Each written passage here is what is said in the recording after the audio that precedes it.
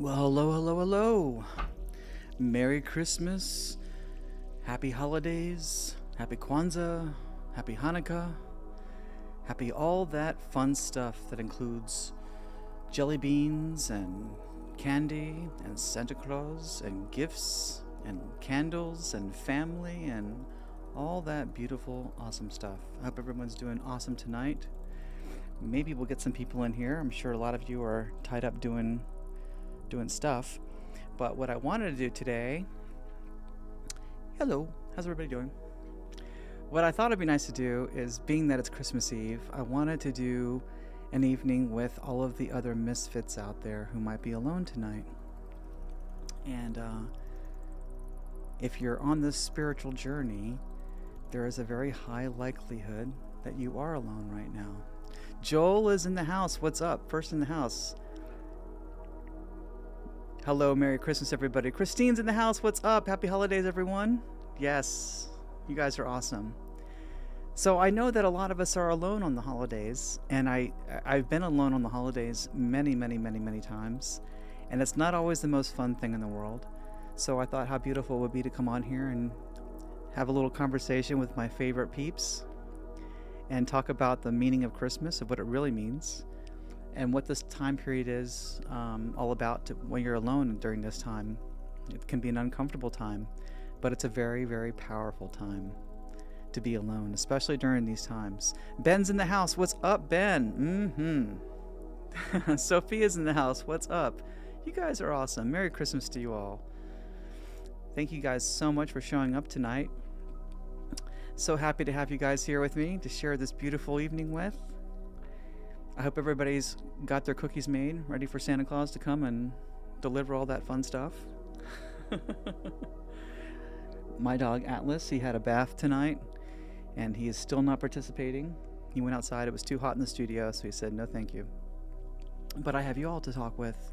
How's everybody doing tonight? You guys are all getting ready for the big festivities of self, of awakening the Christ consciousness within? Is that what this is about, right? Are we not celebrating that kind of Christmas anymore? It's become very unpopular to celebrate that kind of Christmas. I'm so happy to be here with you guys, Joel. I really, really am. It's my favorite crew right here. Right on. So I thought tonight we would talk about what Christmas really means and what the whole celebration of the winter solstice is really about, and what the celebration of Christ consciousness is really about. And it has nothing to do with Santa Claus, and it has nothing to do with buying presents, and it has nothing to do with dinners and all these other decorations and things we associate typically with Christmas, and the hustle bustle of finding presents and shopping malls. And the adversary has done quite a job of turning it into a circus, hasn't he? Once again, taking something that is so beautiful and corrupting it and making it terrible. Yeah, it doesn't feel terrible because a lot of it's fun, so we don't really feel things as terrible. Lady Token's in the house. What's up? I'm so happy to see you too. Thank you. So let's get into it, man. Let's get into what this is really about. Does anybody out there really know what Cartoon's in the house? What's up? Do any of you all have any idea what Christmas is really about? Where it comes from? What this is all really for? Pre-Saint Nick? Right, this is a pagan holiday. That's correct. That's correct. And pagan has such a nasty connotation to it, doesn't it? Because we're so disconnected from what paganism is. We don't really know about it. We just go, oh, that's Satanism, right? Not that it's all these different types of spiritualities who have been around for thousands of years longer than Christianity, right? This holiday has been celebrated in every culture for many, many, many thousands of years. And what Christians did, in their magnanimous gesture of being Christian, is they wanted to create their holiday centered around all these other holidays as an act of inclusiveness, was what they sold it as. And I'm sure that there was some of that in there, the inclusiveness of choosing a date that was sympathetic with some of these other pagan holidays and stuff, the winter solstice primarily. Guess who's back? Atlas is back. He's wearing a tie today. I don't know if you can see it. He's wearing a tie given to me by Miss Lisa from her dog rescue. So yesterday was his birthday. He turned 6 years old yesterday, so he kind of got cheated between birthday and Christmas being right next to each other. So it kind of sucks for anybody else out there who has their birthday and Christmas right next to one another. I'm sending you love. Well, we got a nice little crowd here tonight on Christmas Eve. I'm so happy to see you guys. So happy to see you. Cartoon Heart, what's up? You love the Misfit theme? Me too. I am a misfit. I've been a misfit my whole life. Totally a misfit. I never fit in when I was a kid, and I've got very used to being a loner in many ways. Even though I felt like I was around people sometimes, I felt like a loner. So I'm sure a lot of you guys can relate with that. What's up, Atlas? Everyone's saying happy birthday to you. Yeah, pretty awesome, huh? So, yeah, so the Misfit Christmas is awesome. You know, I love that movie Rudolph because it's all about being a misfit, right? It speaks to my heart greatly. And even to this day, I'm 54 and 53. I keep dating myself. But even I still love watching that movie. It's my favorite because it kind of gets into what the whole misfit theme is about. I have a feeling that I have some more misfits in the chat room tonight. Aaron's in the house. What's up? Welcome. So I had the pleasure of having a beautiful dinner tonight with my sister Jody, and we had such a great time, a really delightful night, and a great chat. And you know, a lot of times when I do these, I have no idea what I'm going to talk about. A lot of times I don't know what I'm going to talk about until literally like an hour before I come on. And to tell you, I've been spending a lot of time trying to put together this Wizard of Oz program I keep promising you, but it's turning out to be quite challenging to get around the copyright laws. So I've got it all worked out. I just got to find a way to present it here without getting a community strike. But that's coming. It's going to be a very, very exciting episode, and a lot of you keep asking for it. It's coming. So tonight, because I didn't have that one ready, I was like, I didn't know what I wanted to talk about.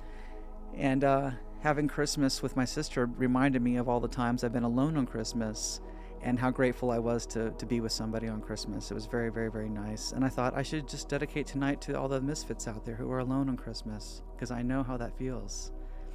But I want to tell you that this is a very, very empowering part of your life if you are alone right now on this holiday.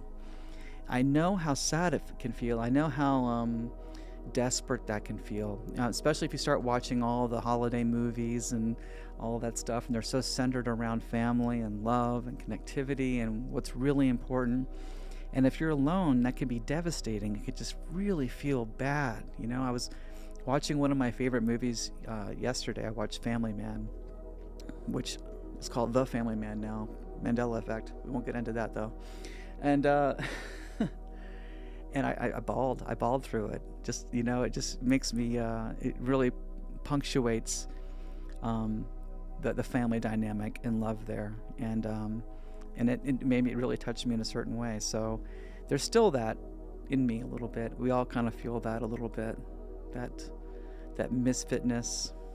Aaron, you love being a misfit? I love being a misfit too. Misfits are the best. Misfits are the best. Do you know what's so cool about being a misfit? Is that we're a misfit from a broken culture. We're misfits from a very sick culture. So in a way, by being a misfit just means that we've risen above that, risen out of that. We're no longer trapped in that prison of disgustingness, right? And it's not to say that culture is all disgusting. It has good qualities and bad qualities. But for the most part, culture is a trap. In the words of Terence McKenna, culture is not your friend. Lady Token says she's just going to be happy to be off tomorrow. I feel that. Ben says crying is such fun, isn't it? It can be. It can be very, very, I don't know. You know, to be honest with you, having a good cry every now and then does feel great. It allows you to just process a lot of information, and it allows you to get a lot of stuff out. Sometimes we run these programs in the back of our mind, all these kind of self-hate programs, self-doubt programs, all these poor me programs because I'm a misfit, and it's easy to get trapped in that. It really. And sometimes you can just cry about it, especially if you could just cry to a point where you can't cry anymore. then it kind of makes it all better, right? Because there's nowhere to go from there except up when you hit that rock bottom thing. It's 11:11, right on, Cartoon Heart. Thanks for pointing that out. I was hoping. Great. Awesome. Cool camera shot. Atlas, let me do this. Make some water real quick. And I'm back. So Christmas, the Misfit Christmas. Have you guys watched Rudolph? Rudolph is all about being a misfit, right? He's a misfit. And they go to the island of misfit toys. With a Charlie in a box. He's not a Jack in the box, because nobody wants to play with a Charlie in the box. Right? You've turned into a who's I cry so easily. Oh yeah? You're crying easily? Well, I hope they're happy tears. And they should be happy tears, because if you're alone during the holidays, I want you to pat yourself on the back a little bit. Not that being alone on the holidays is what you aspire to, but it's to realize that free will is an illusion and you're here for a reason. And the reason Spirit has you alone on Christmas or alone on the holidays, and I apologize to those out there who are sensitive.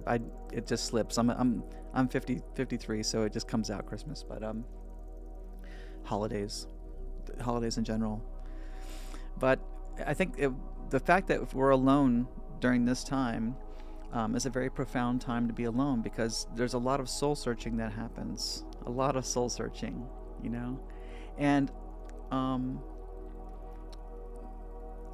that processing is the growth. It's a spiritual growth. You know, Spirit has put you into this position of being alone on these days for the reason of introspection.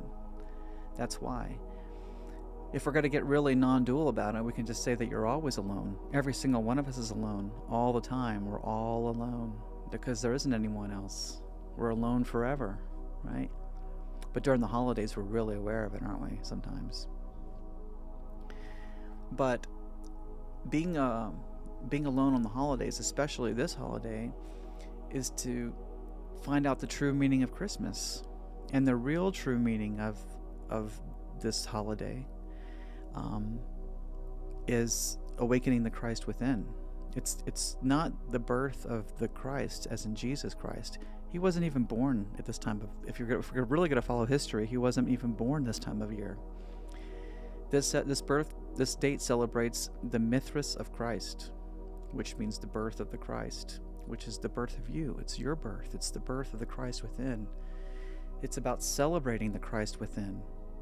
And atonement, yes, Ben. Yes, atonement. And it's to give thanks and gratitude, which is why we chop down a tree and bring it in the house. We're giving gratitude to the earth. It seems like a weird way to give gratitude to the earth, to chop down a tree, but we're preserving life from the earth during a time of death. That's what the winter solstice is all about. It's the darkest day of the year. It's the darkest before the dawn, right? And we're celebrating that, which is the whole deal with Christ being dead and rising 3 days later. The winter solstice, the sun dies, and it's the darkest day of the year, and then 3 days later it rises again, and that's the beginning of the winter, and it's the end of the dark days.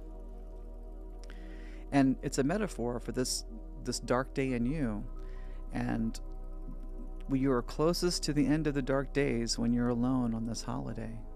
That's how you know you're getting the closest to it, the closest to awakening that Christ within. That part of you who knows that we're all one and that it's all good. All of it is good. Being alone is good. Being with people is good.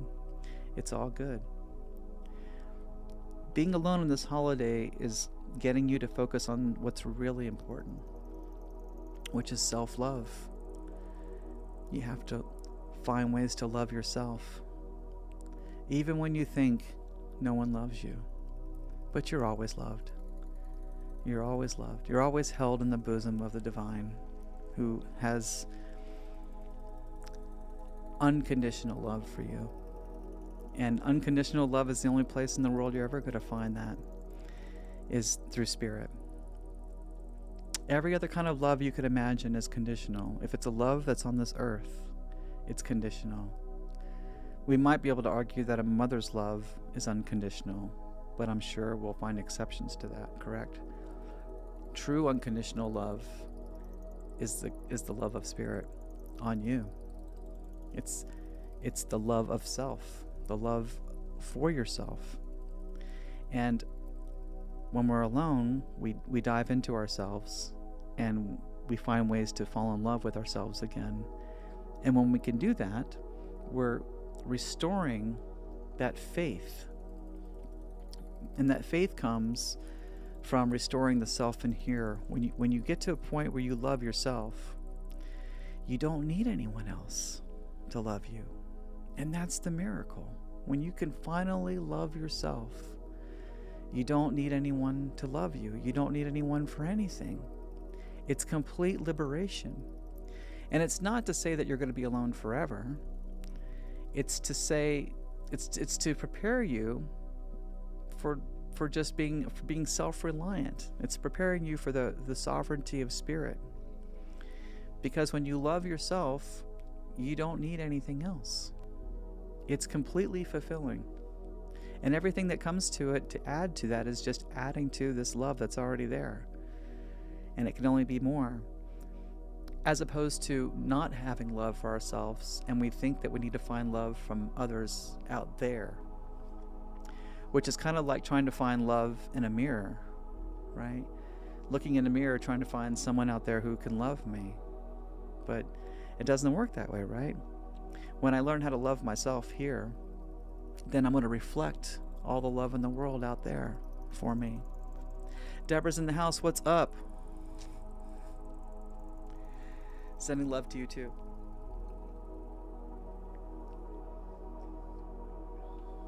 How awesome is this, right? Here we are spending time together. So, this birth of the Christ in you can only happen through finding ways to love yourself in spite of being alone on the darkest day of the year. The darkest time of the year, the solstice, right? Joshua, what's up? Hugs to you too. Hugs to you too. And that's what the focus is all about. I hope that if you're alone, you found ways to gift yourself something. You didn't just sit there with emptiness. Find a way to give a gift to yourself. It doesn't have to be a thing, but do something special for yourself. Maybe go on a trip or go for a walk or, I don't know, adopt a puppy. Something like that. Find something really special to give yourself and treat yourself. And find ways to tell yourself that you love yourself. It's the most important thing. It's the most important thing. Because if you can find ways to love yourself, everyone in the world will love you. Because it's just a mirror. It's a mirror of how you feel about yourself. And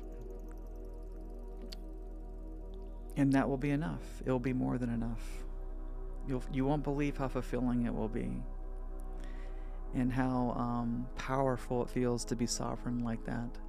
To not need love from the outside. That's what I'm getting at. I'm not getting into narcissism. It's not about loving yourself in a narcissistic way. It's just loving yourself and forgiving yourself and just being okay with yourself. Completely okay with yourself. And that is a powerful, powerful place. It's the most powerful place you can be. There's nothing more powerful than that. And it's an impossible thing to find if we're always with people. If you're always with other people, you can never get in touch with that. There's no way to. Because there's always a dynamic with others, and we're always... there's always I hate to say a sacrifice, but there's always some kind of sacrifice that we make to be around other people. But when we're alone, we get a chance to really figure out who we are and what we are and what we like and what we don't like and what we like about ourselves and what we don't like about ourselves and what we like about life and what we don't like about life. But this is your opportunity to really nail those things down and really get a sense of who you are and what you love about yourself. What is amazing? What really makes you tick? Joshua says, self-love, seldom spoken of, is so much of a spiritual advancement. 100% Joshua. Through the inner key to unlock the happy. Yes, absolutely. It is the key to eternal happiness, this self-love. Finding ways to love yourself and forgive yourself. That's the biggest thing. Forgive all of the junk that you don't like about yourself. Just let it all go. Just let it all go. And find things that you can improve on. We all can use some improvement. Find things you don't like about yourself and forgive it, and find ways that you can improve it. It's much easier to find ways to improve yourself when you're nagging on yourself and it's not a partner nagging on you about the things you have to change. When it's your own finger pointing at yourself about all the things I need to change, it's much easier to not take it so personally, if that makes sense. Ironically makes sense. But not take it personally in a negative way, but to look at it in a constructive way, to take that as constructive criticism when it's coming from your own finger pointing at you. Because we know what we do that is probably not all that great or could use improvement. But it doesn't mean I don't love myself, right? So loving yourself is the key to opening up that heart. Because when you love yourself, you don't need love from other people. And when other people break your heart, it doesn't matter so much because you love yourself. Can you guys see the power in that? There's so much power in that right there. When you love yourself, it doesn't matter if other people love you or not. And that is empowerment. Because all of your love is now unconditional. The love that you dispense to others is truly unconditional. You're just giving out love for the sake of giving love, not because you're expecting a reciprocated love. Doesn't matter if you get it or not, because you love yourself. And it's enough. It's more than enough. You guys are so awesome. I love how active you guys. Nurturing, just chilling, subtly yet intensely accepting I am love. Yes, Joshua. I tell myself it feels better than useless self-criticism and judgment. Yes, the self-talk and inner dialogue should be all about self-love and forgiving all the BS that you can't handle. Letting all that stuff go. And it's about gratitude. Being grateful for so much. Even these things that you think that you can't be grateful for. Even for the people who really, really annoy you in life, and maybe because they annoyed you so much, you've decided to be alone on the holidays because you just can't take being around these annoying people. Find gratitude for them too. Thank them for doing what they had to do to get you to decide to be alone and work on yourself for a change. And that's what it means when you're alone on the holidays. You've made a mental decision in yourself to work on yourself. And you've asked the universe, and the universe has provided. And there you are, and you're alone. So use this opportunity wisely. Use it as a real opportunity to wake up that Christ inside of you. Wake it up. And it's awakened through love. It's the only way to do it.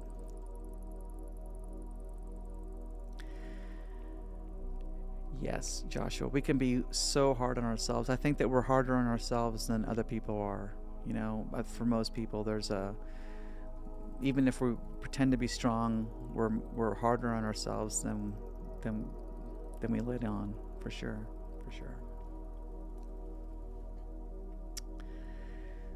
So we can get into all of the things that we could talk about with Christmas and the negative aspects of it, the corruption of the adversary with it. But it doesn't matter. The adversary can do what the adversary does. Doesn't mean that we have to participate in that.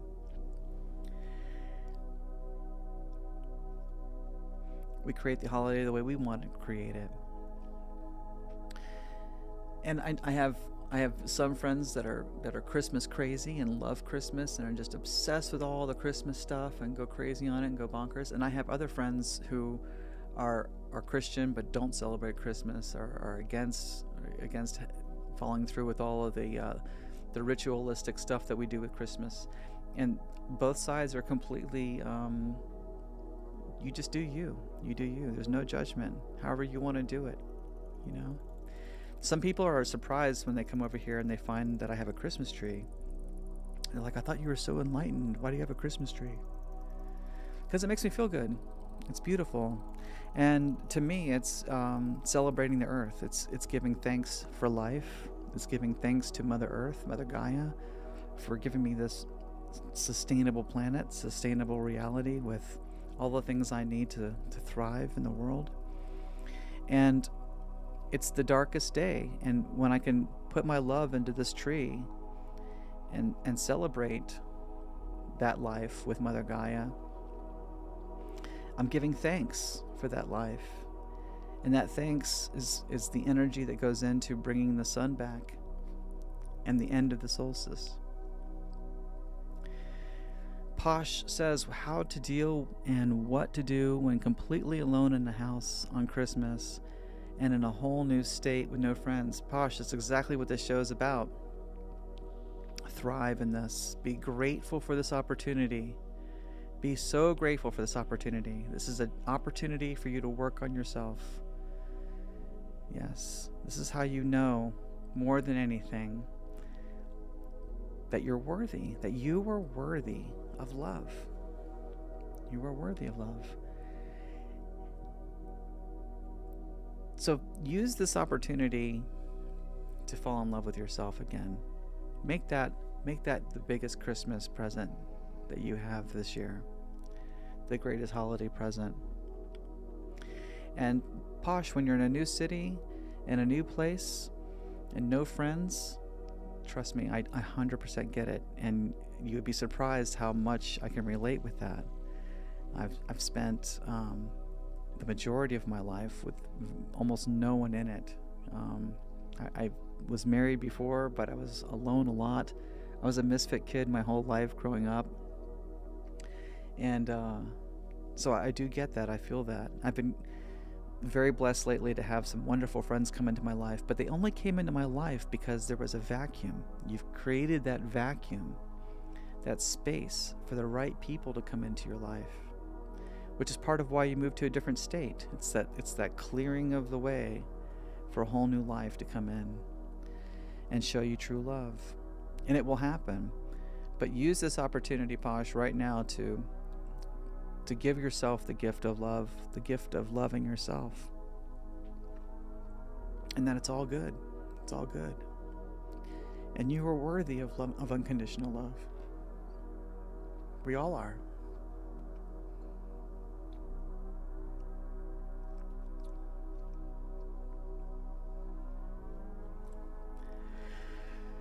Rise and shine, that's right. You're welcome. You're welcome. So I would love for you guys to kind of get into this dialogue here, because I kind of came into this with not a whole lot of stuff to talk about. Other than I just knew that it was important to say this. To not be in despair if you're alone on Christmas, and to rejoice in your solitude right now.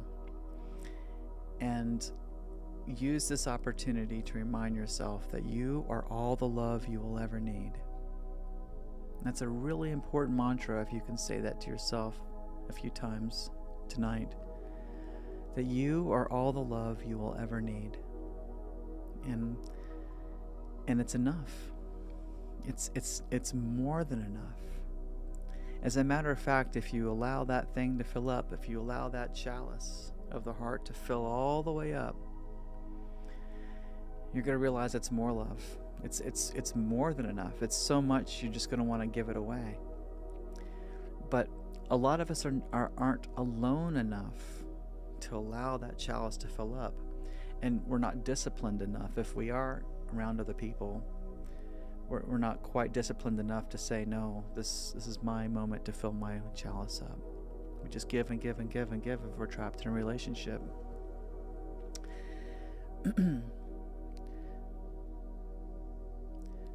So let's think about awakening the Christ on this day. The Christ within you, the anointed one, the one who knows that we are all one, that there is no other, that there's only you in this gift of life forever. Forever. It's a dream within a dream, forever and ever, and there's never not dreaming. Even if you dream that you die, it's just a dream that you died, and you will dream more. You will continue to dream. Lady Token says, is this where bliss comes from? Yes, absolutely. This is exactly where bliss comes from. It's the love that you can conjure for yourself. Because it feels like you're loving yourself, but what's happening is you're giving yourself permission to accept this infinite love supply in your heart that is the Christ. But we feel that we're not worthy of that love somehow. So we shut it off. We keep our heart very, very, very closed, and we don't allow ourselves to be loved. And it shuts us off from the world. It shuts us off from other people. Shuts us off from all of the joy in the world. But when we can love ourselves to the point that we don't need love from other things, suddenly everything in the world becomes love. It's because it's a mirror, if that makes sense. It's always going to be reflective of how you feel inside here. And this wellspring of love that comes out of your heart, which is the dipole of the toroid, it's a wellspring. It's infinite. It will just keep gushing out forever, never. It never runs out. It never runs out. You just got to be worthy of receiving it. You just have to believe that you're worthy of receiving it, because you already are worthy of receiving it. But if you know you're worthy of receiving it, then you'll receive it, and it will change your life. Cartoon, your friends and family have all dropped out of your life. Celebrate that. Celebrate that space that you've made in your life.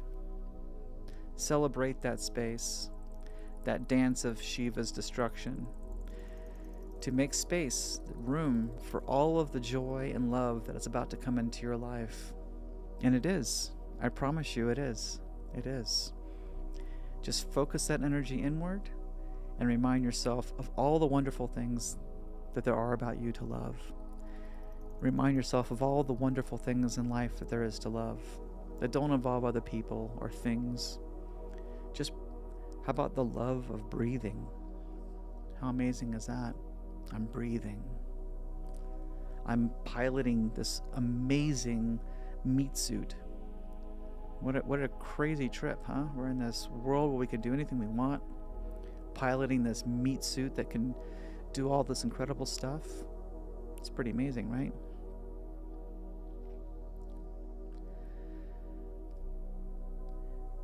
Celebrate the solitude. It is the unending bliss. It is the wellspring of the unending bliss. And it makes you strong. That self-love is strength. It is not weakness. It is the source of all of your strength. Because when you love yourself, you're no longer compromising yourself for things out there to receive love. You don't need it. You don't need that love. The love in here is completely fulfilling. And when you're not compromising yourself for love out there, that's the confidence. That's strong. That's the strength. That's the faith in God. It's the faith in you. And the world will bend at the knee to deliver everything you ask for it, because you've proved yourself worthy. Don't worry, Blue Heron. Time is an illusion. You can always rewind back to the beginning. I'm very grateful to have you. Joel says, gratitude and self-love have been arguably the two most powerful things I've learned how to harness in my life. It literally changed how I show up for myself and for others. Yes, yes, it is. This is a life-changing lesson. It's okay to love yourself. I want you to breathe out real quick. Just be like, I just want you to breathe out like that with me. Just breathe out and say, it's okay to love myself. It's perfectly okay to love myself.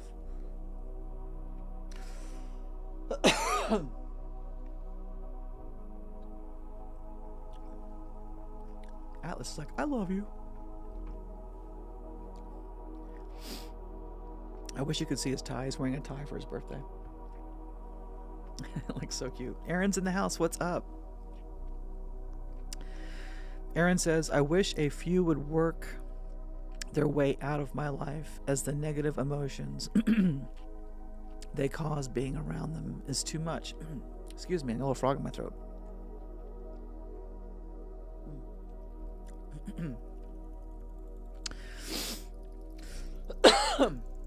Okay. Sorry. Aaron says, I wish a few would work their way out of my life, as the negative emotions they have caused being around them is too much. I forgive them and let them go with love. I pray that they will learn better one day. Yes. That's a great attitude to have. And I congratulate you on the power to let them go. That's not an easy thing to do. Not an easy thing at all. But you decided that you were worthy.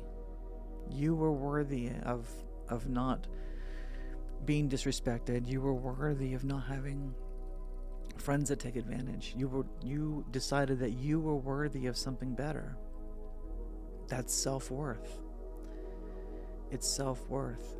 And now that you've created this space, the universe has no choice but to fill it with something more on your frequency. It will happen. Nature abhors a vacuum, for sure. Kathleen's in house. What's up? Merry Christmas to you too, Kathleen. You guys are so awesome. I love that you guys are in here. It's so great. I wasn't sure how many people would come on Christmas Eve. Now I know. Lots of misfits out there like me. It's great. So, please contribute in the chat if you guys can, because I don't really have a whole lot to talk about.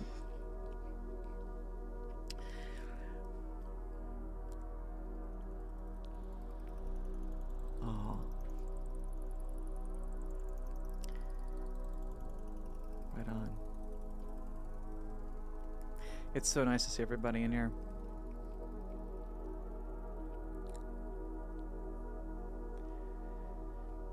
So this all started, I was talking with my sister earlier, and we were talking about Christmas and how it just seems like it kind of lost its value, and it's been turned into all these different dark things, as the adversary does. And I was saying to her that I think that the idea of Santa Claus was invented as a means for us to lose our faith in God. Because you come into this world as a child with all this hope and magic in your eyes and magic in your mind and believing in fairy tales and excitement and zest for all the wonderful things, mysteries of life. And your parents, the people that you trust the most, tell you about a man who lives in the North Pole and brings presents. And if you really think about it, the very first time that you catch your parents in a lie is over something very, very significant. When you're a little kid, Santa Claus might as well be God to you, right? It makes wishes come true. And here it is that your parents told you a fib about that. So what happens is, as we grow up, we start hearing stories about another man that lives in the clouds and does all these things. So it's kind of like preparing you in two ways. One, not to trust your parents because they lie to you. and not to trust society because it isn't, the things that it pushes is not true, and it teaches you not to believe in God. It teaches you to question your faith and question this idea of God. So in that respect, it does a lot of damage, these things do. You know, it really does. And I think it's pretty far away from the original intention of what Christmas is about.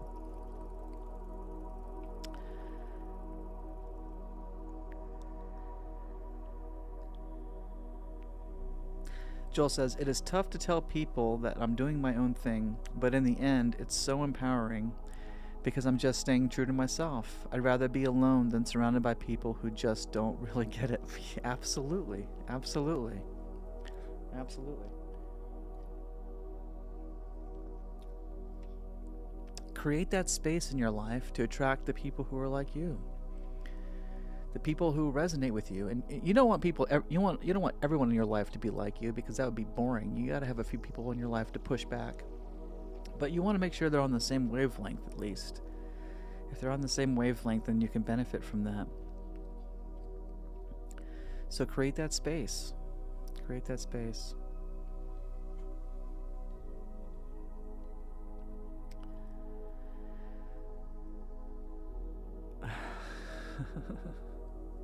Wow, you guys are awesome.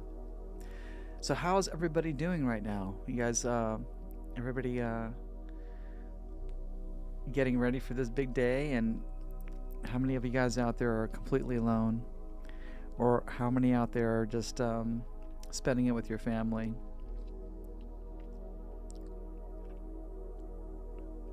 When the alignment isn't there, it's okay to walk away and keep searching for what truly fits. Yeah.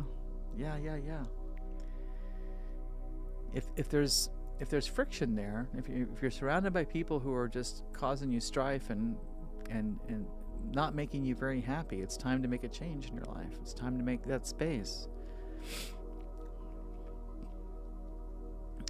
Blue Heron, don't hate the holidays. Be grateful for the holidays when you're alone. Remember, you're always alone. Everybody is alone. There's not one person in the world who isn't alone. We're all alone. It's a complete solo act. That's right, Christine. It's a complete solo act. It's just your dream bubble forever, and you're the only one in it. And everybody that you think is in your dream is a projection of yourself. And that projection has been brought into your life for the sole purpose of challenging you to awaken the Christ within you. That's the whole point. That's the whole point of everything. So when you find yourself alone in the holidays, be grateful for how close you are. Because the hardest part is getting rid of the people who don't resonate. That's the hardest part. And the fact that you're already alone on these beautiful, beautiful days means you're halfway to your goal, more than halfway to the goal.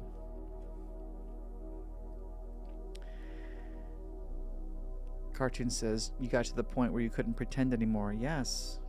How much do we pretend and fake ourselves to be around other people, to meet the expectations of other people?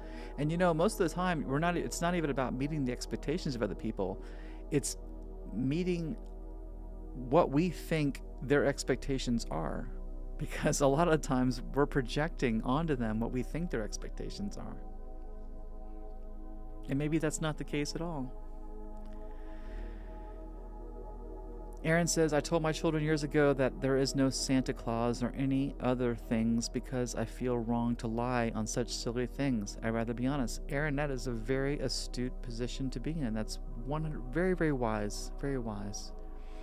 Very wise. And if you did lie to your children, don't take it bad. I mean, this is like, we all get caught up in it. I totally get it. If my dog was a puppy right now, I'd be talking about Santa Claus and getting him all piped up. But it's important to be aware of it and to make the correction with your children that it's not about lying to them purposefully. It's a cultural thing, and just explain to them, it's all about catching yourself. If you can catch yourself, it doesn't matter what you do, as long as you catch yourself. As long as you learned a lesson from it and you can make it right, then that's enough. that's enough.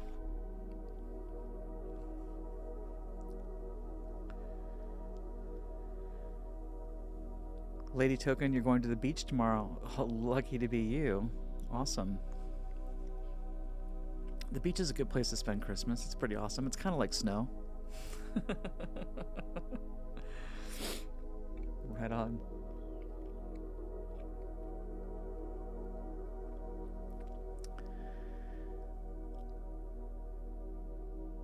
I wish I had more to talk about, but I really don't.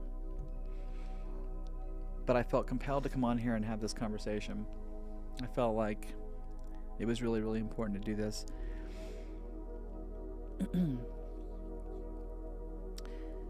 So I got divorced, let's see, almost 8 years ago, about 8 years ago. And also I got divorced and was trans from at the end of the divorce. Not that I wasn't trans before, but always was. But the trans thing is like a pretty difficult stigma that kind of drives a lot of people away from you, you know. And I found myself very, very alone after my divorce,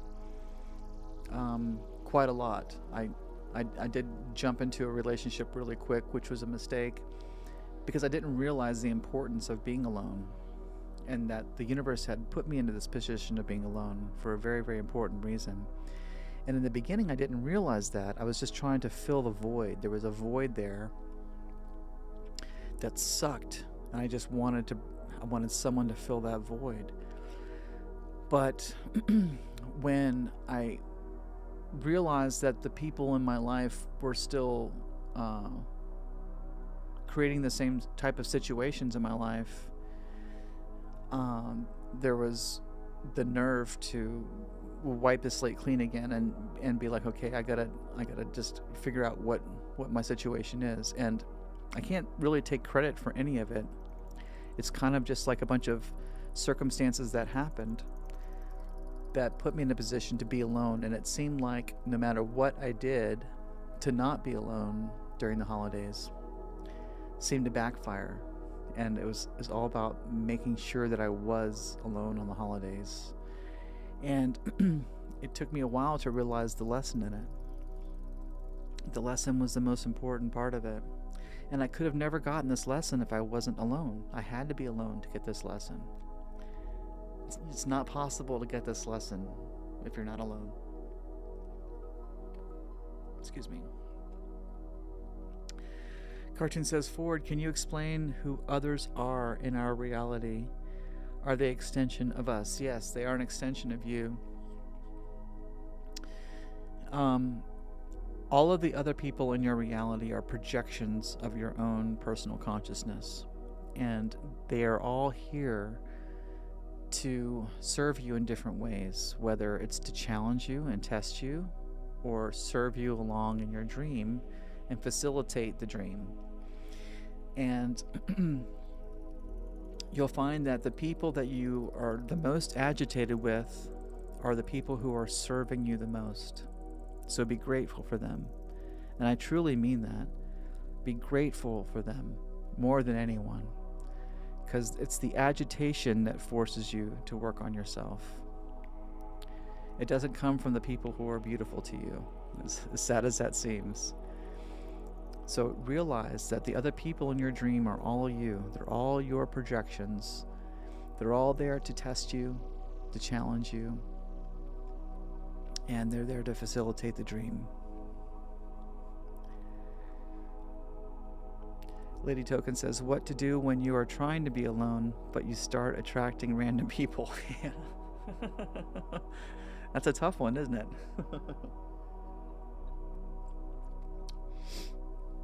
You got your energy up,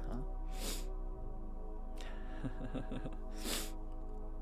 Just make sure they're on your wavelength, Lady Token. Just make sure they're vibrating at your wavelength. Merzam, what's up? Thank you, Ford. You are bringing so much wisdom and beautiful lessons into my life. Oh, I'm so happy about that, Mizram. Thank you. Thank you. I'm alone on the holidays and feel super happy and blessed about that. Yes, you should feel happy about that. And I'm so glad you see that. It's a very difficult thing to see. We can easily fall into self-pity and misery. And boy, none of those feelings are good, are they? It has nothing to do for you. It doesn't do anything for you, those feelings, right? Yeah. Vibe with the goodness. So, yeah, use the solitude to thank the people in your life that came into your life to challenge you, and especially the ones that you're so angry at. And wish them well and thank them for your development. It was all there for you. It was all there for your challenge. It's all there for your highest good. Kathleen says, agitation calls for our highest love and action. Yes, it absolutely does. Yes. If you can remain calm and in love during those agitative states, that's mastery right there. That's mastery. Joel says, it took a long time to figure out, but when I'm triggered by something or someone, it highlights I need to work through it. Yes, not run away from it. Yes, absolutely. I have trained myself that when I'm triggered by something, that feeling of being triggered is the thing that awakens me back into gnosis of the no self. So as soon as I get that feeling of being triggered, there's an immediate I've trained my reaction to that to be one of getting centered in the ever-present moment, and then seeing everything that's agitated through a different lens, through the lens of non-dualism. And even the problems, not necessarily people, there could be other challenges in your life that are just as easily as you are the other people in your life, you are also the challenges in your life, whether it be problems or whatever. It doesn't necessarily have to be people. Everything in your life is you. Everything. It's all a reflection of you. It's, if you really want to get down to it, it's all a reflection of your own self-worth. So if you look out into the world and you don't like what you see, that is a direct reflection of your own personal self-worth. And that right there is a deep thing to think about. If you just wrapped your mind around that statement right there, that to me is worth this whole thing.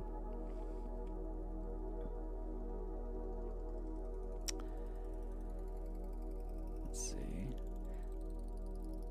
Blue Heron says, I've heard we get most agitated with others when they are subconsciously remind us of ourselves. Yes, it's very true.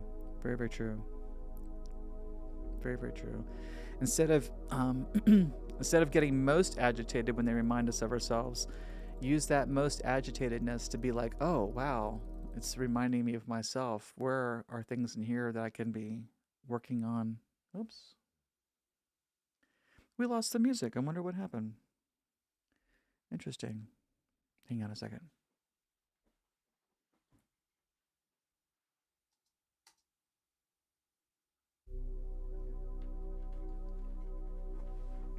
Oh well. It's better with music, right?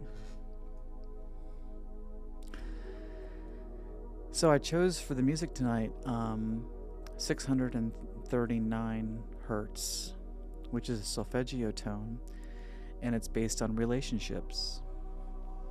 It's all about relationships. But part of that relationship is your relationship with yourself. What does your relationship with yourself look like? Because that's the relationship you have to get into order first. That's the most important relationship to get into order. That relationship with the self. It's the most important one. If you get that one in shape, the rest of them are easy peasy. Definitely. Definitely. Hang on. So I forgot where I was. Hang on a second. Thank you, Blue Heron. You said, I love your music that calms me. The solfeggio is dope. Yes, it is. The solfeggio series is my favorite series of all of them. The funny thing is, it's not the most popular series on there. The chakra series has way more views. I mean, millions and millions and millions and millions and millions of views. And the solfeggio, in my opinion, are the most powerful of all of them, and the most sonically pleasing. They just haven't caught quite on for some reason. It's interesting. But I know it will. It'll happen eventually. We're kind of celebrating over at Phi Tribe. It's been a very good Christmas. We went viral about 10 days ago, and it has just been completely unbelievable in the last 10 days. It's been a dream come true. So once again, I thank you guys so much for contributing to that. It's been really, really, really amazing. You listen to my music every night. Thank you so much, Aaron. Thank you for your support. It's awesome. I really appreciate you. I am pleased to say that I think we have like 300,000 people, 360,000 people listening every night, which is just like, you know how incredible that is? I mean, like, all of my years in the music business, how hard I would have to work to play in a stadium, like, every single night, and I'm literally playing in 2 stadiums every night, if you think about it that way, which is bananas. It's bananas. Just what a blessing. What a blessing. Blue Heron says, I'm obsessed with solfeggio, and your explanation of it being banned is fascinating. Yeah, oh, thank you. Yes, it is banned. It's very, very difficult to get to those frequencies on conventional instruments. If it's a normal instrument like a horn or a string or a guitar, it is next to impossible to get a lot of those frequencies to sound right. And digitally, we're able to get it spot on now, especially now with the precise temperament tuning by Robert Grant that he discovered this year. So, yeah, the solfeggio is really something special. What Blue Heron is talking about is the solfeggio tones were banned for over 1,000 years. The church had these frequencies, which are not abstract frequencies. They're all based on sacred geometry. It's drawing shapes with sacred geometry, and then using the angles or angels of that geometry to be a musical note. It's finding the correlation between the angles of sacred geometry and the notes that's played. And those frequencies have healing properties.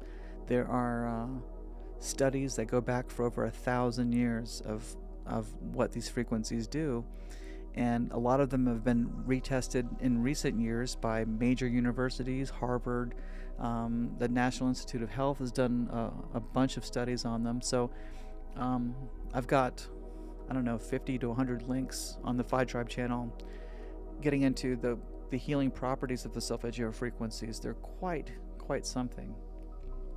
I know that Christine, among others, gets tremendous relief from the 174 pain relief solfeggio, which helps eliminate inflammation in the body, which is incredible. The idea that sound, not medicine, not something you ingest, but medicine that comes in the form of sound can alleviate inflammation in the body. That is just amazing. It's completely amazing, and it's true. Ben says angels are messengers, perhaps. Maybe so. Maybe so. Angels, I think of angels as my higher self. We all have a higher self. It's my guardian angel. It seems to have a pretty good sense of humor.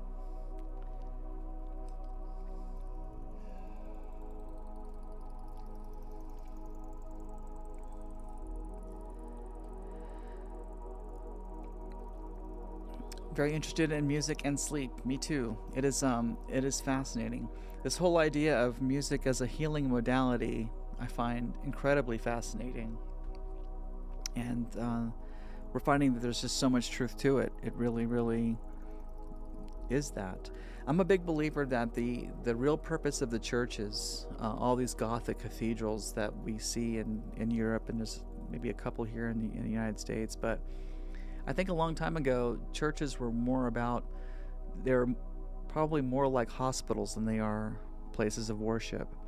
That you would go into these churches, which are very, very inertly built with incredible shapes to their roof and their angles of their arches. Angles and angels are kind of the same word, right?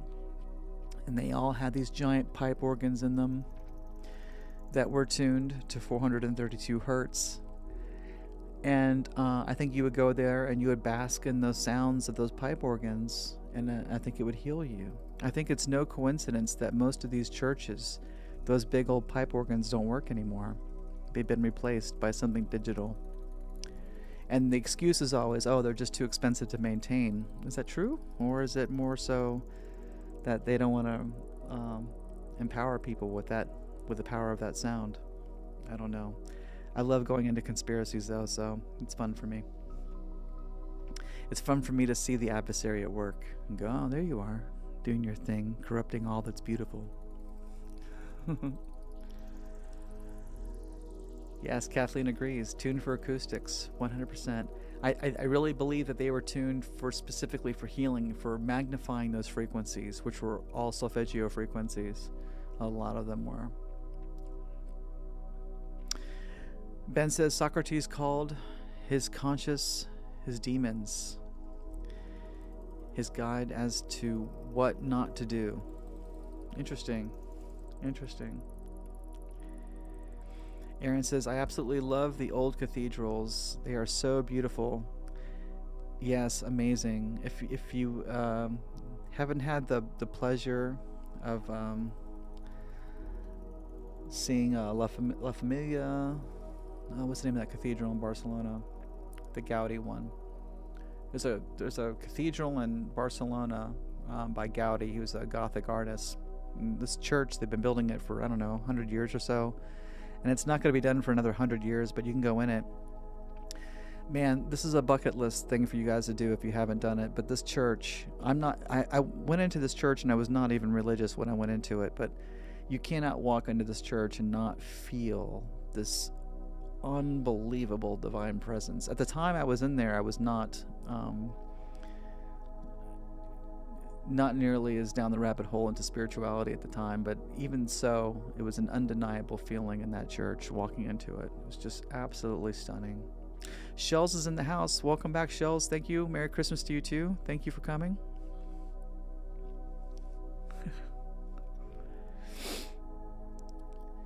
Aaron says, you play music for your plants outside in your garden so they grow better? Yeah, they do. They 100% do. There's been plenty of studies showing that music does help the plants grow better. The plants have got a lot more going on consciously than we give them credit for. There's a lot of thinking going on there. I don't remember the name of the scientist, but there was a scientist, the guy who invented, he's the guy who invented the polygraph. But he was doing tests on plants, and he was hooking up his polygraph machine to plants to see their conscious response to things. And he found that they definitely had a conscious response to things. Not only did they have a conscious response to things, but they appeared to be psychic, because he was trying to come up with different experiments to do to the plant to get a sense of whether or not it could respond consciously. And as he was thinking of ideas of what he could do to test the plant, one of the ideas he had was to burn it with a match. And the minute he had that idea to burn it with a match, the Richter things on the detector started going crazy. So it was psychically connected to him. And the minute he had that thought of burning it, it had fear. It knew what that was. Isn't that incredible? I mean, that's like mind-blowing shit, right? And it's totally true. Totally true. I wish I could remember the guy's name. But there's a whole book on it. It's really incredible.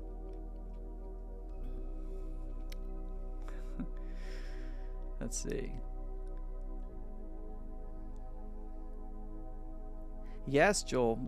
He's 100% right. Give your plants 528 hertz. 528 hertz is great for plants because that is the frequency of photosynthesis. It takes place at that frequency. So the process of where the plants turn the sunlight into food, that process happens at 528 hertz, which is pretty incredible. Yes, 432 and 528. 432 is, they're both very, very powerful. 432 is more ubiquitous. As I talked about in the episode of Donuts All the Way Down, I think is the name of the episode, but I was talking about toroidal mechanics and the science of toroids and magnetism, and we unveiled that the frequency of 432 hertz is the very first tone of sound, which is the creation of all things. So all things were created from sound, and the beginning of that sound creation is A equals 432 hertz, and we know that tone as Om, which is AOUM. Om, Om. Oh, I can't do it now because I'm listening to 639. It's messing me up. But that Om is 432 hertz. So 432 hertz is the building block. It's the beginning of creation of everything. It's the conversion from the ether to the material things. So it goes from the ether, the vibration turns into sound, and then from sound it becomes light, somnoluminescence. Then that light increases its frequency to where it becomes what's called hard light, which is a light that is so dense in frequency it has physical attributes to it. Physical matter becomes physical matter. And that light source that has become physical is what we would consider like a subatomic particle, a subatomic, God particle or something like that. But essentially, we're all light beings. Everything is made of light. Everything. And really, everything is made of sound, because that light comes from sound. So sound is pretty much the root essence of everything. You get nervous trimming your plants. You're like, sorry. I do the same thing, Lady Token. I talk to my plants. If I have to trim them, I have a good discussion with them about it. And I'm like, I'll hold the stem that I have to trim off, and I'm like, okay, I'm gonna have to trim this here to make you feel better, and I just do the cutting, and I always feel like I'm hurting it, I always do my best to make it sure that it knows that I'm doing it through love. Blue Heron says, how can we create more solfeggio frequencies or find them? That's a great question. They are designed on sacred geometry. Are there more solfeggio frequencies out there? Possibly so.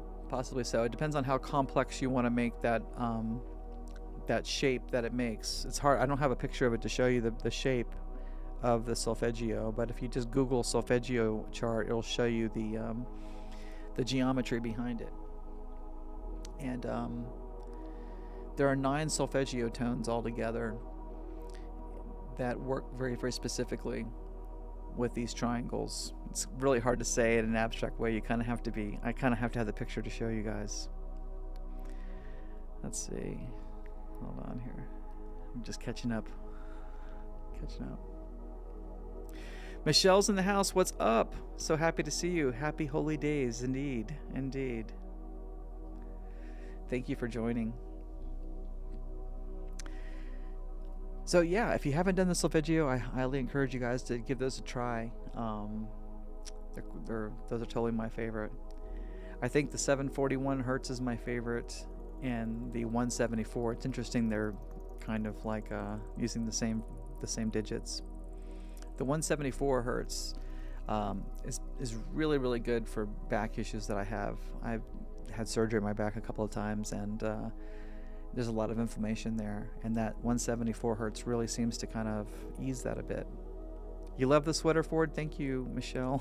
Thank you so much. I love that movie so much because I'm a misfit, and it resonates with me. I love anything that's misfits. Aaron says, may you all have a happy holiday and very much love to you. It's time for sleep. I will then go to sleep. We love you too. Sweet dreams, Aaron. Good night. We love you. Blue Heron says, I do lots of mandalas and kaleidoscope pieces. Oh, that's awesome. That's really cool. You paint, or what do you do Tell me about that. That's awesome.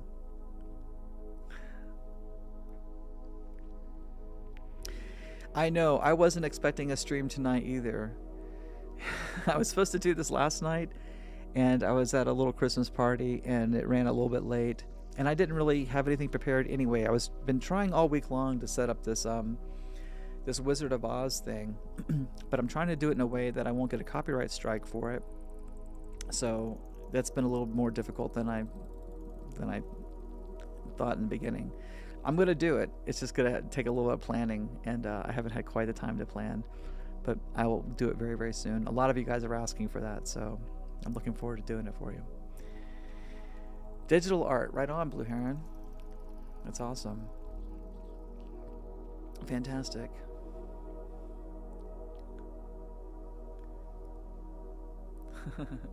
Right on, Joel. Awesome. Fantastic. Oh, right on. I definitely, thank you, Joel. I need help with that for sure. For sure. There's got to be a way to do it. I just want to do it right. So, yeah, I've been talking about frequently about doing an episode on the Wizard of Oz for those of you who don't know. And for those of you who don't know, the Wizard of Oz is filled with esoteric symbolism, and there's so much of it in there it would completely blow your mind. So basically that movie is telling you everything that I talk about in these episodes here, this esoteric point of view of life. And it's amazing to point them out in a movie that you've known since you were a child, because you've seen the movie. Probably everybody here has seen that movie a dozen times, I would think, but not everybody catches these little symbols. And when you catch them, it's quite astonishing. You're like, oh my God, it's been there the whole time. This whole thing life has been telling me this from day one, and I didn't catch it. And what's beautiful about it is when you can find the symbols in the movie, it teaches you how to find the symbols in real life, because they're there too. It's all a dream. Everything is a dream within a dream within a dream. Your dream of life is no different than the dream of the Wizard of Oz. They're just dreams. And your dreaming life is filled with all kinds of symbols too. It's you've got two forces at work. You've got the adversary, who is trying to keep this a secret from you. Right? It does everything the adversary does everything it can to suck you into its world, to suck you into the world of non-belief. It's to suck you into a world where you are meaningless. You're just a speck in the middle of an empty universe, on a planet on the outskirts of the solar system, of the outskirts of the galaxy, on a galaxy that's on the distant edge of the universe. It just all these things that we're taught that make us feel very, very, very small come from the adversary. All these ideas that make us feel small and insignificant, ideas that make us not believe in God. That's all constructs of the adversary. And contrarily, we have spirit pulling us the other way. It's giving that nudge. It's giving that feeling of warmth in our heart, and the feeling of love, and the feeling of grace. So we've got this kind of push and pull happening. Each side's kind of fighting. It's a war in heaven, as they like to say. And the war is for your soul, because it really is. The war is happening here and in here. It's always happening. And there's no judgment which way you go. But I know that I would like to go to a happy place. I'm sure a lot of you guys feel the same. Thank you, Cartoon. I love this sweater too. I love that movie. Georgian chants or Gregorian chants, I think you mean to say. Gregorian chants are also based on solfeggio, if that's what you're getting at, Ben. Gregorian monks, which is really interesting to listen to. Really, really interesting. Again, I really believe that stuff was used as a kind of a hospital back in the day, and we've lost that. We've lost that understanding, and that technology too. Cartoon says, it seems like there is no one to blame because everyone is playing their part. Yes, everyone is playing their part. Everyone's playing their part to teach you the lesson that you need to learn for this moment. Blue Heron says, I don't believe in God in the traditional sense. I believe in karma, love, nature, the universe, not religion, so to speak. I agree with you, Blue Heron, in a big, big way. I really, really do. I was an atheist most of my life. I would call myself a recovering Catholic. But I spent the majority of my adult life as a non-believer. And through esoteric studies and through spirituality, I've come full circle. Not just believing in spirit, but I've come full circle into finding the profundity of the New Testament and the teachings of Jesus Christ. The thing is when you let the church teach you what that says, it's a very different thing than what it really says when you can read it yourself. And when you can read the New Testament and learn about Jesus, and learn about Jesus through the lens of esoteric understanding, it all makes perfect sense. It's exactly what he's teaching, and it's just been muddied up by the church. And all the power has been taken away from it. Shells says, it's Xmas Day here, so I'm sorry if I'm not very chatty. No, we love you. You don't have to be chatty. Enjoy Christmas. The quiet is enough, Shells. And you're right, it is Christmas. Merry Christmas, everyone. It is Christmas time, isn't it? It's after 12 already here if you're on the East Coast. I can't think of a better way to spend Christmas than to spend it here with my friends here. You guys are totally amazing and the best part of my life. I thank you guys very much for that. Cartoon, you're a recovering Catholic as well. Yeah. That Catholicism could do a number on you, can't it? Yeah. Blue Heron says, I am an atheist or agnostic. Would a loving God let this suffering happen? That's so rhetorical, not trying to debate. Oh, no. I totally understand where you're coming from. And I think it's just the understanding of what God is and who God is. Because my belief is that you are God. That it's you. So when we blame God, who are we blaming? You're blaming yourself. You are the God of your reality. You are the God of your dream. You are it. You are it. So the suffering in your dream is your doing. And I hate to say that. It sounds harsh, but it's the truth. All of the suffering in your dream is your doing. It's all reflections of how much you don't love yourself. And I know that sounds really, really harsh, but it's the truth. It really, really is. And it doesn't mean it to take responsibility for the strife in the world. I don't mean it like that, because that's not what I mean. It's just to recognize that all the strife in the world are just fractal reflections of your own personal strife. They're magnifications of the personal strife you're experiencing, and it's magnified in your reality out here for the purposes of you seeing it so you can address it within. So yeah, I totally get where you're coming from, Blue Heron, and I'm just coming from a different place altogether. God is within. It's always within. It's nowhere else but within. And the God that I believe in wants nothing but love to happen. It's all love. It's love to a point of almost indifference.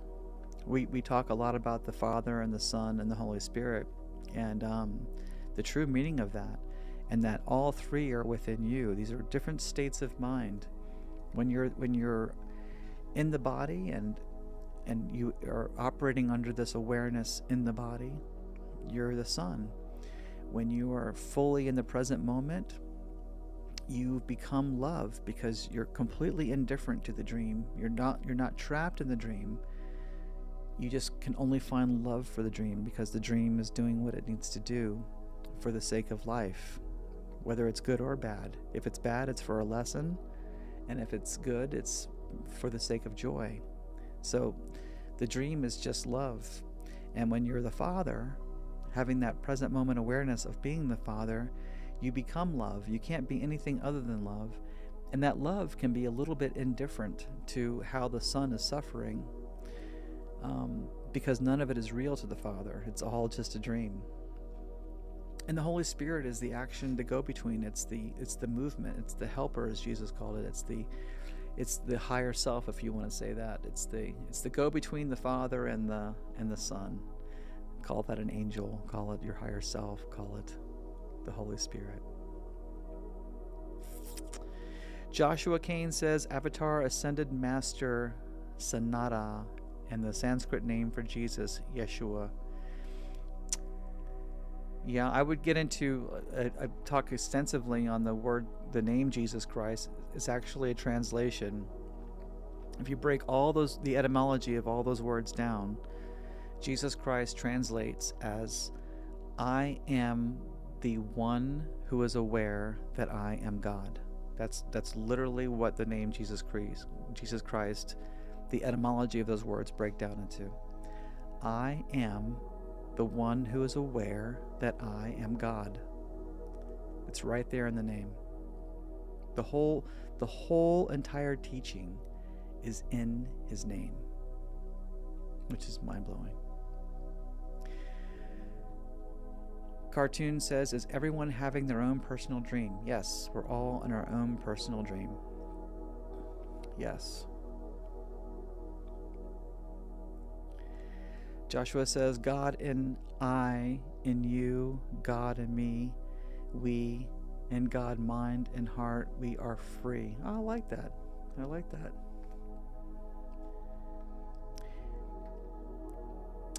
Each infinite point of light that we are as God consciousness of conscious beings and are true to create our own reality from the core of our being. It's layers upon layers to peel back and realize consciously, yes, it is. And that's what we do on this show. We peel back those layers. Every single time we come in here, we just peel them back more and more and more. Peel them back, peel them back. Yes, Russian dolls. We've used the Russian doll explanation many, many times in here. It's fractal. It's fractal, like an onion. You peel back all these layers of false self until you get back to the one God. Is who you are. Yeah. I'm glad you like that, Joel, the recovering Catholic. We are the creators within the creator. We are the dreamer. I like to say that we are the dreamer. We could choose to be the participant of the dream, or we could choose to be the dreamer of the dream. And that difference is gnosis. That difference is self-awareness. Self-awareness is the ability to become the dreamer.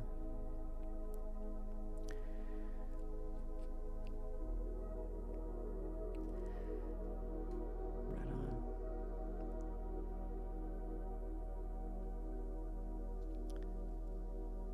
Awesome.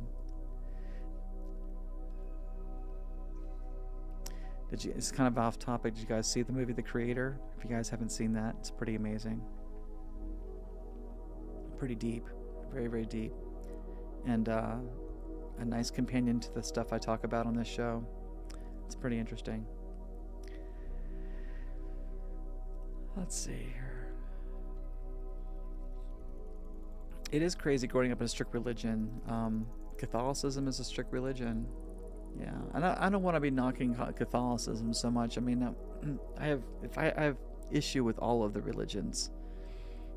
The thing about religion is that they've been taken over by the adversary, and true spirituality begins and ends within. It's upon you to look into these things for yourself and not be told what they are. The adversary has taken over all those institutions to tell us what it isn't. Yet it wants you to figure it out for yourself. It's a mystery wrapped inside of an enigma. And you have to take that quest to go for it and figure it out and unravel the mystery for yourself. There's a reason it's called self-realization. You have to realize it for yourself. All I'm doing is pointing. Again, I'm not teaching. I'm just pointing. I'm pointing to the thing that's in front of your face the whole entire time, which is that it's a dream within a dream within a dream forever, and there is no base reality. There never was. There's only the dream forever. And it's enough. It's beautiful. It's everything.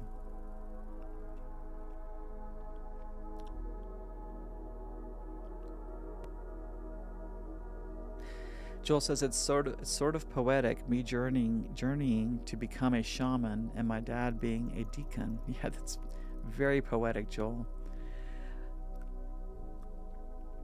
It really highlights in a meta way how different from each other we are while being similar. It certainly does. It certainly does. You're kind of a mirror to each other, are you not? Right? You both have realized the importance of spirituality, but your approach to it is different. Right? And as a matter of fact, they're not only is your approach different, they're symbiotically symmetrical, if that makes sense.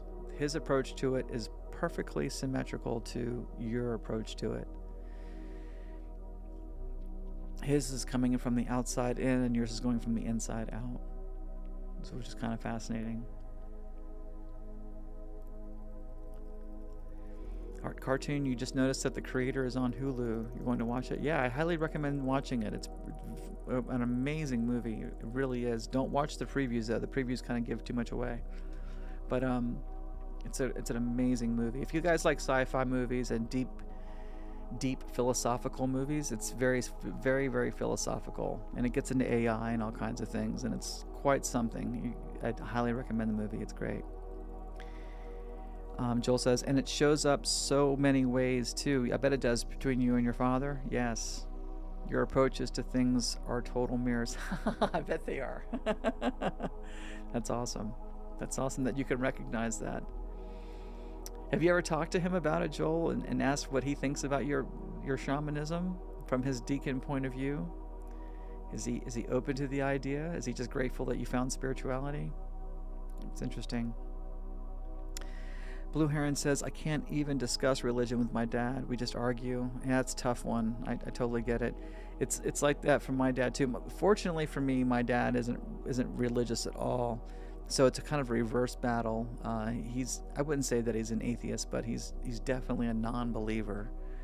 And so me having any of these conversations at all with him are next to impossible. The whole thing is lost on him. But I grew up in a household where my mother was devoutly Catholic, So I kind of grew up in this household of like somebody pulling me towards religion very, very strongly and someone pulling me the opposite direction. So I think between the two parents, it gave me a really great sense of balance for sure. And my dad won that argument. I mean, he had me convinced. Like I said, I spent the majority of my adult life as an atheist. I did not believe in God at all. If you would have told me 15 years ago, well, I should say 15 years ago. Let's see, if you told me 20 years ago that I'd be sitting here on YouTube talking about spirituality, I would have laughed in your face. I would have laughed so hard at that idea. And here I am doing it. It's crazy. Which further goes to show that we control nothing. They'd like to disown you. I hope not. I hope not. That's okay. As long as you love yourself, that's enough.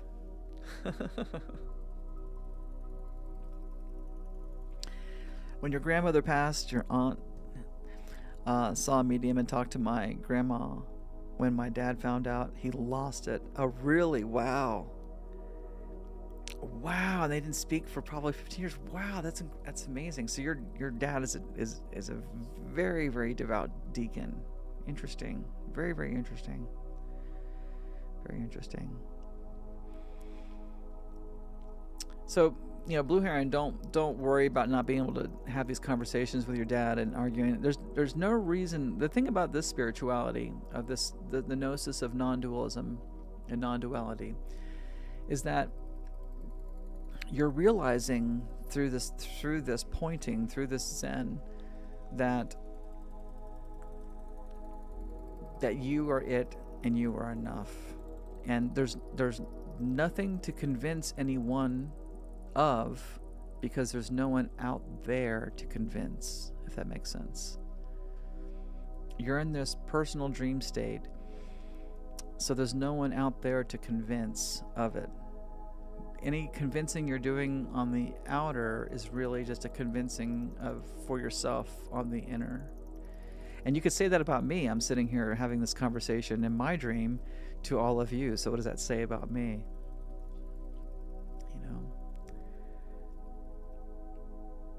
for me, this has been a feeling in me for ever since the ego death, I think, is when things really changed for me. And ever since then, I've devoted so much time and energy into developing that sense of that vision of what that was, and developing this model for spirituality in my own head. It's been an obsession for almost 20 years now. And I forgot where I was going with that. It happens. Oh well. I'll get better. Right on.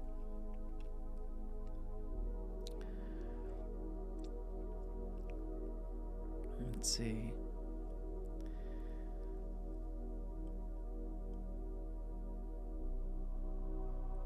Cartoon says, it is amazing that so many of us have decided to be true to ourselves and not conform anymore. Yes, it's the Great Awakening. It's the Great Awakening. It's happening. Because you're awakening in your own personal reality bubble, right?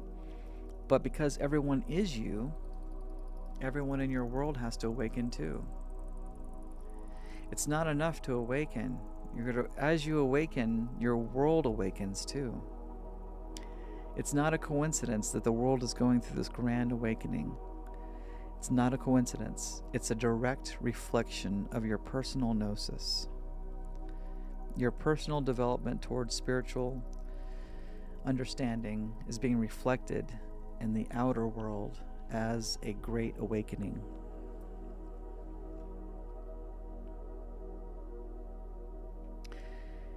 Oh, I remember now what I was saying. Yeah, with this idea, with this religion, is there's no one out there to convince of anything, right? That's what I was getting at.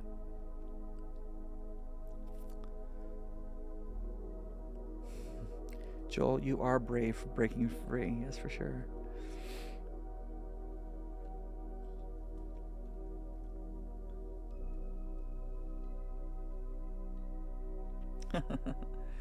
I'm glad to hear that, Blue Heron.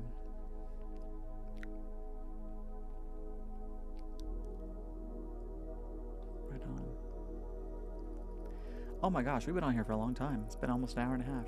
Again, I tried to do a short one, and here we are an hour and a half later. I'm going to go ahead and call it a night. I love hanging out with you guys. It's been so awesome. I wish I had a better preparation for the show tonight, but I wanted to come on here and wing it with you guys and just connect the best that I could. And I thank you guys so much for showing up tonight. It's been so lovely seeing everybody. And I want you to wake up tomorrow with the biggest, gigantic smile on your face, because Christmas is here, and this time of self-love is here. This is your moment to fall in love with yourself all over again. And that will be the greatest present you've ever received in your entire life. And you're going to give it to yourself. And it's going to be beautiful. I'm so proud of all of you guys so much. I'm so grateful to be spending this time with you.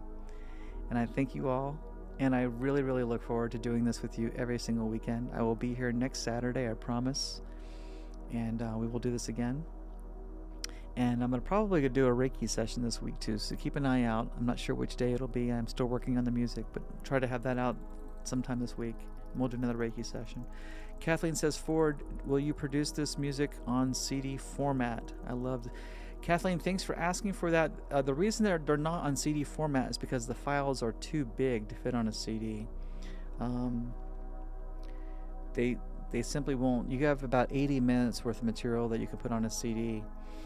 And these are like hours and hours and hours long. What I've been wanting to do is set up a website where you can download the WAV file, but we set that up, and it kind of didn't really work out too well. I had some help in the beginning, and I ended up having to let the help go.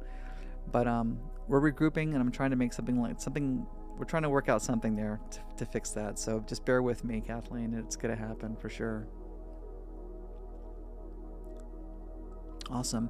All right, I'm gonna dip out. Merry Christmas. I love you guys very, very much. You guys have a beautiful night. Sweet dreams. Think of all the wonderful things that you're going to do in this world as you awaken to self-love. And I'm really, really excited about that. Really, really excited. I will see you soon. Oh, and I'm going to release a new song tomorrow. So check it out on the Phi Tribe channel. The song is called Only Love. And I'm really excited for you guys to hear it.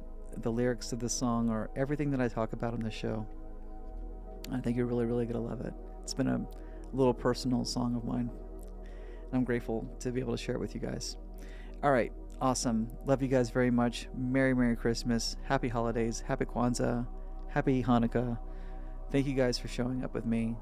And peace and blessings to everybody. Have a good night.